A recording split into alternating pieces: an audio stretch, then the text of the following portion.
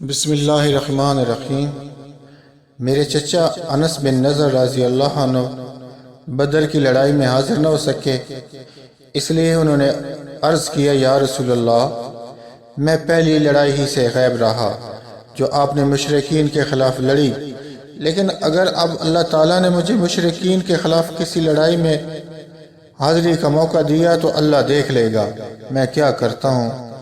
پھر جب احد کی لڑائی کا موقع آیا اور مسلمان بھاگ نکلے تو انس بن نضر نے کہا، اے اللہ، جو کچھ مسلمانوں نے کیا میں اس سے معذرت کرتا ہوں، اور جو کچھ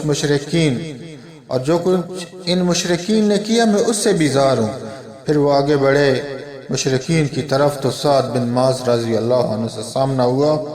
ان سے انس بن نضر رضی اللہ عنہ نے کہا، اے سعد بن معاذ، میں تو جنت میں جانا چاہتا ہوں، اور نظر ان کے باپ کے رب کی قسم میں جنت کی خوشبو احد پہاڑ کے قریب پاتا ہوں۔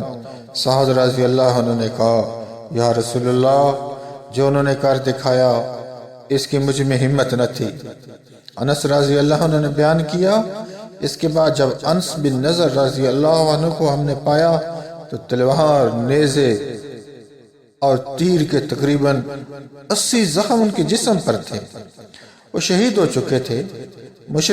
مشرکوں نے ان کے اعضاء کاٹ دیے تھے اور کوئی شخص انہیں پہچان نہ سکا تھا، صرف ان کی بہن انگلیوں سے انہیں پہچان سکی تھی۔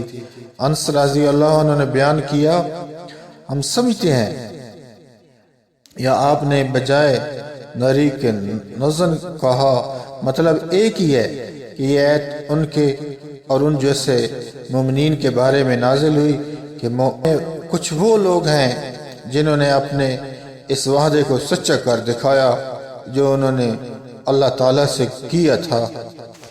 آخر تک گئے تھے۔